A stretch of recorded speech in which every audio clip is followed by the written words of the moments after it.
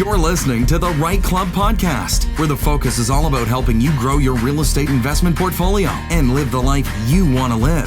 Come grow with us and join our community at thereiteclub.com. And now your hosts, Sarah Larby and Alfonso Salemi. Actually, that's really interesting because I was thinking about that the other day, where because of COVID and because of everything that's happening with businesses not going back to their storefronts, basically, there's a lot of real estate that can be used, and it sounds like your clients and you are taking advantage of that. So can you talk a little bit more about that? Like, what are the challenges in converting say storefronts or mixed use buildings into fully residential? Yeah, so as we get into some of these larger conversion projects, definitely becomes more, there's more things you have to comply with, right? It gets a bit more challenging.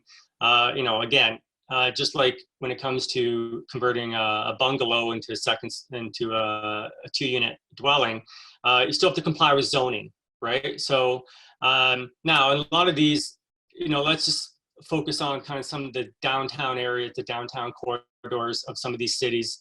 A lot of them have kind of a mixed use zoning that does allow for a mix of commercial and residential development. But there can be restrictions on where are those residential dwelling units located? Are they just above the first floor? Or are they allowed to be on the ground floor? Or are they allowed to be in the basement?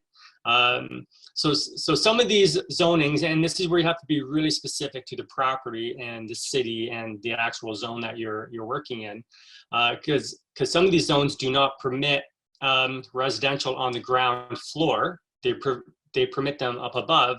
So when we're getting into converting these buildings and we're kind of making these ground floor commercial units into residential, sometimes there are minor variances involved in order to, and it depends on the zoning. Because some zonings are very specific where they say, a residential unit has to be, 0.9 meters above grade. So that means all of a sudden, we have to apply for a variance to go to basically 0 meters above grade or at the existing floor level of that commercial unit. So it's not uncommon that we have to go for a variance. But as cities, some cities are working on revamping their downtown zoning bylaws, and they're allowing full residential, like where we can take this commercial mixed-use building and we're permitted to do multiple dwellings, which means we can convert the whole building. We have to comply with parking if there is even parking requirements in place. Some of these downtown corridor zones don't even require parking. Especially if we're still under 10, 12 dwelling units.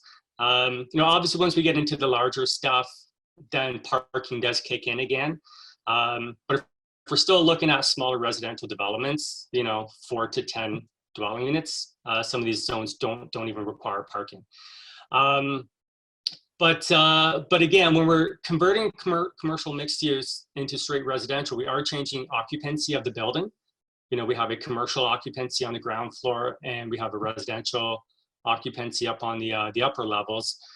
And so, we do get into obviously fire separation requirements, egress requirements, all the same types of things that the building code would require. But when it comes to building code, there is a big shift. Once we move from a house with 2 dwelling units, and we now are into 3 dwelling units or more, the building code changes as far as how they're looking at this particular building. And it's now classified as a building in the building code when we have 3 or more dwelling units. So all of a sudden our fire separation requirements increase, our means of egress is different, our ceiling height requirements are different.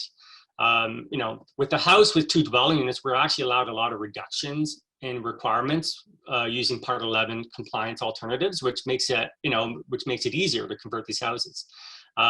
So converting buildings through more units does get more challenging, but it's all part of the the investment strategy, right? No risk, no reward, right? The people who can kind of overcome some of these challenges and be able to figure it out and convert these buildings can have a very good return on their investment. Yeah, absolutely. You've said so many really awesome, I'm thinking somebody's listening to this, take some notes, because there's a lot of great information that was just shared with Ken. So thank you for that. And I think there's going to be some opportunity, right? I mean, wealth is created in those opportunities that maybe people are afraid to go after, and that whole conversion piece of taking a mixed use or some type of commercial, changing it to residential, I think is a great strategy for maybe not a complete beginner, unless they have a team and you've got the assistance there. Can you just go back a little bit, and let's just say somebody's looking at a mixed use commercial residential mix.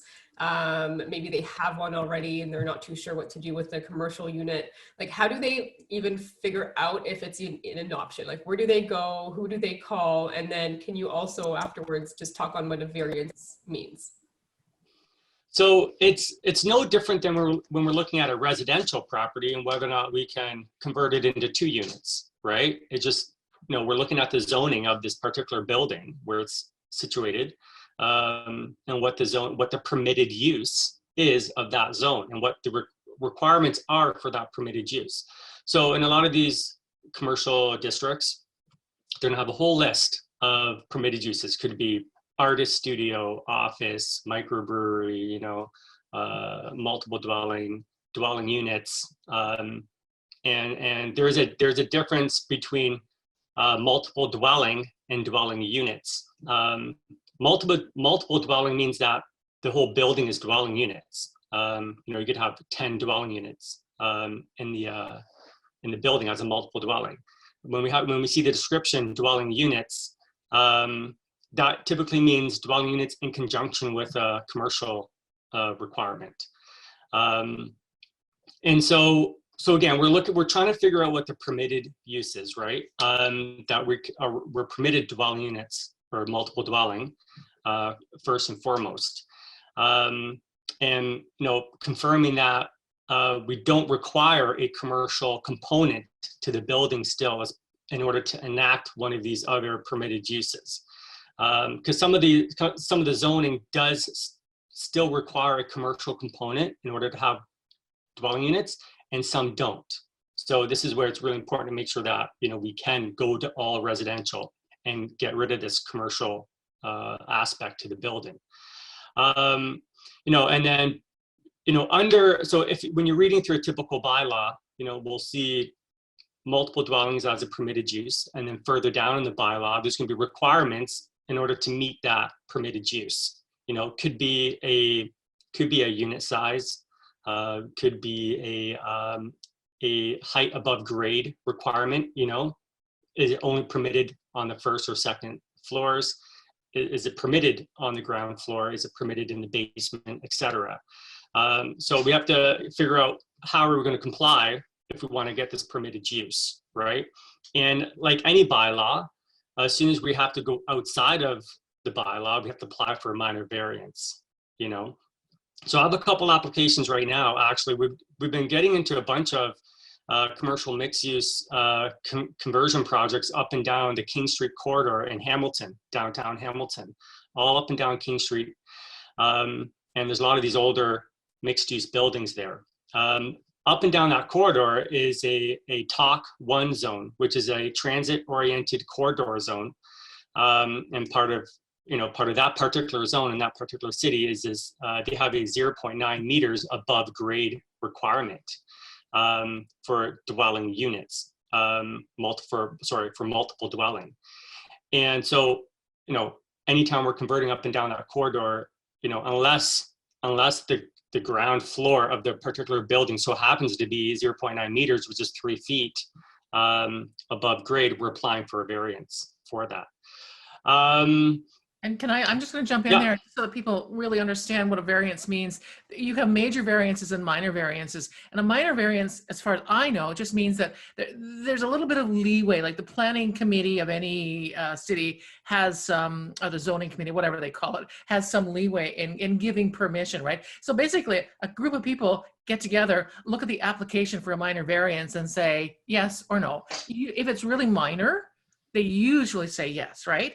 Like, not always, but usually. But then if it's major, then that goes into a whole different process. Is that correct? Yeah, like a major variance is almost getting into a rezoning, depending on what you're asking for. Most times it's either minor or it's a rezoning because it's so major that you're not even fitting within the existing bylaw. Thanks for listening to the REITE Club podcast and joining our community of real estate investors online at thereiteclub.com, where the focus is about helping you grow. We look forward to seeing you again next week. Thanks from your hosts, Sarah Larby and Alfonso Salemi.